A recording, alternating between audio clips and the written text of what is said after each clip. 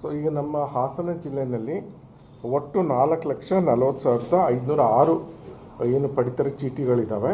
ಅದರಲ್ಲಿ ಅಂತ್ಯೋದಯ 23,068 ಇದೆ. ಆಮೇಲೆ 4,17,438 ಈ ಆದ್ಯತೆ ಅಂತೀರ ಅಥವಾ ನೀವು ಏನು ಕಾಮನ್ ಇದರಲ್ಲಿ BPL ಅಂತೀರ ಅಷ್ಟು ಪಡಿತರ ಚೀಟಿಗಳಿದ್ದಾವೆ. ಈಗ ತಮಗೆಲ್ಲ ಗೊತ್ತಿರ್ಬೋದು, ಇ ಗವರ್ನೆನ್ಸ್ ಇಲಾಖೆಯಿಂದ ಆಯುಕ್ತರ ಕಚೇರಿಗೆ ಏನು ಒಂದು ಸಲ ಅವರು ಮಾಹಿತಿನ ಕೊಡ್ತಾರೆ. ಸೊ ನಮ್ಮಲ್ಲಿ ಎಷ್ಟು ಜನ ಡೆತ್ ಆಗಿದ್ದಾರೆ, ಆಮೇಲೆ ಇನ್ಕಮ್ ಟ್ಯಾಕ್ಸ್ ಪೇ ಯಾರಿದ್ದಾರೆ, ಗೌರ್ಮೆಂಟ್ ಎಂಪ್ಲಾಯಿ ಇದ್ದಾರೆ, ಇವ್ರದ್ದೆಲ್ಲ ಮಾಹಿತಿನ ನಮ್ಮ ಆಯುಕ್ತರ ಕಚೇರಿಯಿಂದ ಪ್ರತಿ ಜಿಲ್ಲೆಗೂ ಮಾಹಿತಿನ ಕೊಡ್ತಾರೆ. ಆ ಪ್ರಕಾರ ನಮ್ಮ ಜಿಲ್ಲೆಯಲ್ಲಿ ಡೆತ್ ಮೆಂಬರ್ಸ್ ಇರೋದು ಟೋಟಲ್ ಅಂದರೆ 5,990 ಮೆಂಬರ್ಸು. ಅಂದರೆ ರೇಷನ್ ಕಾರ್ಡ್ನಲ್ಲಿ ಆ ಮೆಂಬರ್ನ ಮಾತ್ರ ನಾವು ತೆಗಿತೀವಿ. ಕಾರ್ಡ್ ಹಾಗೇ ಇರುತ್ತೆ. ಈಗ 5 ಜನದಾಗ ಯಾರಾದರೂ ಒಬ್ಬರು ಡೆತ್ ಆದರೆ ಆ ಒಬ್ಬರ ಮೆಂಬರ್ನ ನಮ್ಮಲ್ಲಿ 5,990ನ ತೆಗೆದಿದ್ದೀವಿ.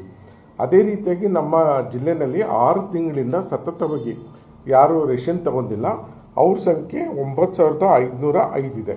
ಸೊ ಅವರು ನಾವು ಟೆಂಪ್ರರಿ ಸಸ್ಪೆನ್ಷನ್ನಲ್ಲಿ ಇಟ್ಟಿರ್ತೇವೆ.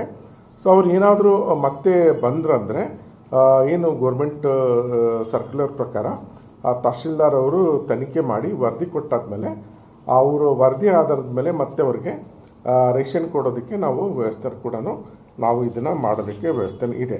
ಸೊ ಅದರ ಜೊತೆಯಲ್ಲೇ 102 ಜನ ಸರ್ಕಾರಿ ನೌಕರರು ಏನಿದ್ದಾರೆ ಅವರು ಕೂಡ ರೇಷನ್ ಕಾರ್ಡ್ ತೊಗೊಂಡಿರೋದ್ರ ಬಗ್ಗೆ ಮಾಹಿತಿ ಇತ್ತು.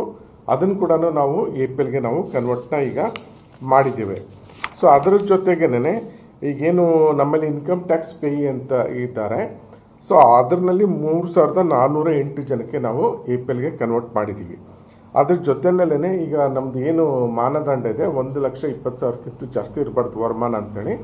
ಸೊ ಅಂಥದ್ರಲ್ಲಿ 415 ಜನಕ್ಕೆ ನಾವು APLಗೆ ಕನ್ವರ್ಟ್ ಮಾಡಿದ್ದೀವಿ. ಒಟ್ಟಾಗಿ ಜಿಲ್ಲೆಯಲ್ಲಿ 3,929 ಪಡಿತರ ಚೀಟಿಗಳನ್ನು ನಾವು ಏನು APL ಕಾರ್ಡ್ಗೆ ಕನ್ವರ್ಟ್ ಮಾಡಿದ್ದೀವಿ. ಅದೇ ಇದನ್ನೇ ಟೋಟಲ್ಲು 3,925ನ ನಾವು ಕನ್ವರ್ಷನ್ ಮಾಡಿಬಿಟ್ಟಿದ್ದೀವಿ. ಸಸ್ಪೆನ್ಷನಲ್ಲಿ ಇಟ್ಟಿರೋದು 5,990ನ ನಾವು ಕಳೆದ 6 ತಿಂಗಳು ಏನು ರೇಷನ್ ತೊಗೊಂಡಿಲ್ಲ ಅವ್ರನ್ನ ಸಸ್ಪೆನ್ಷನಲ್ಲಿ ಇಟ್ಟಿದ್ದೀವಿ.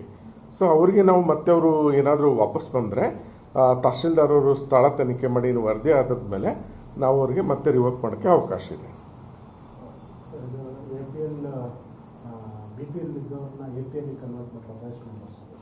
ಅದು 3,925 ಈಗ ನಮ್ಮ ಜಿಲ್ಲೆಯಲ್ಲಿ ಇಲ್ಲಿವರೆಗೆ ಮಾಡಿರೋದು. ಹೌದು. ಆಮೇಲೆ ಯಾಕಂದರೆ ಈ ಗವರ್ನೆನ್ಸಿಂದನೇ ಅದು ಮಾಹಿತಿನ ಕೊಡ್ತಾರೆ. ಫಾರ್ ಎಕ್ಸಾಂಪಲು ನಮ್ಮ ಸರ್ಕಾರಿ ನೌಕರರಿದ್ರೆ HRMS ಇದನ್ನು ಕೊಟ್ಟಿರ್ತಾರೆ.